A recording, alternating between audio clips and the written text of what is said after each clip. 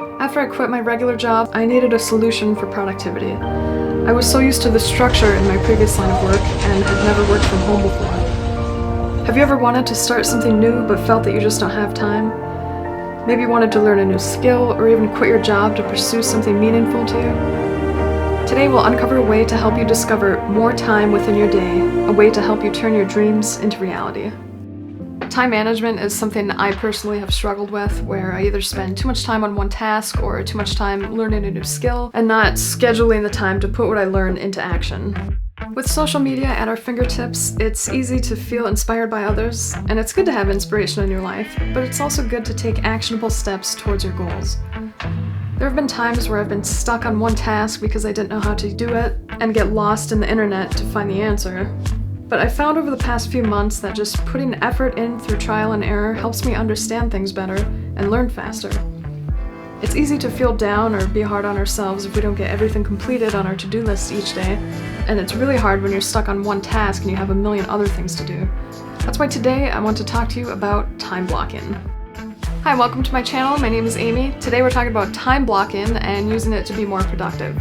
Now, I'm very much a pen to paper kind of gal, so I use a bullet journal to plan my days and stay on track with my goals. The bullet journal is a place for upcoming appointments, habit trackers, ideas, notes, meal prep ideas, personal goals or business goals, and anything else that you would write on a scrap piece of paper. It's all in one place. The digital calendar is a time slot for those goals and to-do lists. Think of these time slots as actual appointments with yourself for your own self-development.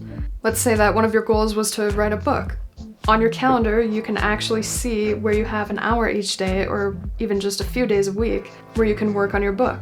No distractions, no phone, you're just working on your book. That's all time blocking is. So let me share my screen and jump into Google Calendar. Whatever digital calendar you want to use should be fine. It's how you use this tool to stop wasting time, implement habits and goals in your life you want to be working towards, and set yourself up for success and not be overwhelmed. So in your Gmail, just click on the little calendar icon on the right and bring it to full screen. You can change this to see a day or a month at a time, but I like to look at 1 week.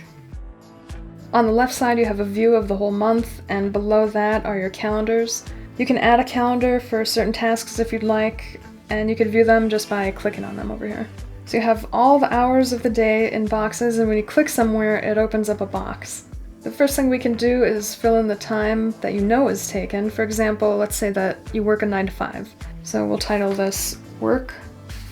I don't use these alarm notifications, and we can color code everything.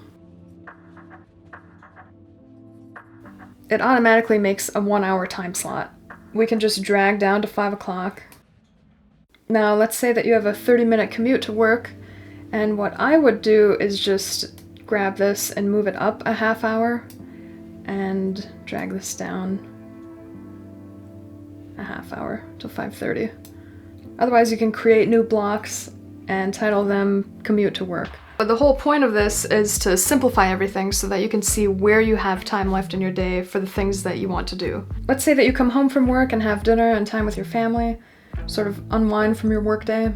We can block out an hour and a half, or you can block out more, and we'll keep this lavender color. It's important to color code everything and to keep those colors, so if your mealtime is lavender, then keep it consistent.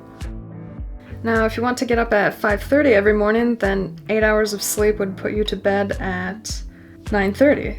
You may have a night routine or things to do to get ready for bed, or you have to put children to bed or something, so give yourself a half hour for that, starting at 9.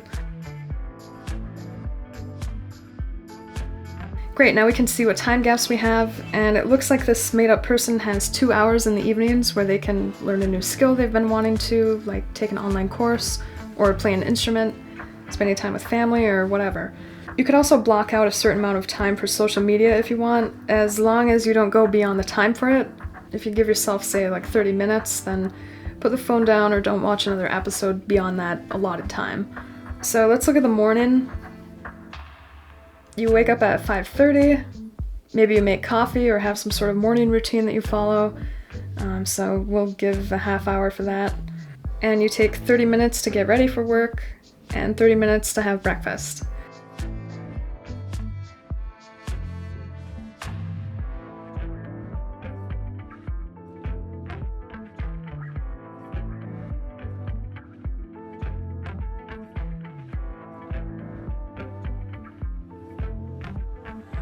Now you can see you've got at least an hour, maybe more, of time before you have to go to work where you can work on a new skill that you've been trying to master, or work on a quilt you've been sewing, whatever it is. If you work on it little by little every day, you will accomplish it. A couple of things to keep in mind. Break down what you want to achieve into small pieces. For example, instead of saying make a new YouTube video, I would say write a rough draft of a video script. You don't have to block in every single thing. That's just overkill, and I've tried this. I find that I fall off course more doing that because I've scheduled too much and my tasks overlap. Just keep it simple, have your goals, and give them a spot on the calendar. If there's a task that you keep putting off or don't do it when you schedule time for it, then ask yourself if it is really important to you. Maybe it doesn't actually align with what you want to be doing in life. This time batching method is something that I've integrated into my life to start a business, to go on video shoots, spend more time editing and answering emails, and for other things like going to the gym. It's a great tool to visualize your time better, feel more accomplished, and a reminder to not procrastinate. As soon as I started doing this, my days had more structure. If something comes up and for whatever reason you don't follow your schedule, that's okay. Adjust and do it again tomorrow. It's a guide so you can take actionable steps towards a life you design. I hope this motivates you to be more productive and achieve any goals you have this year.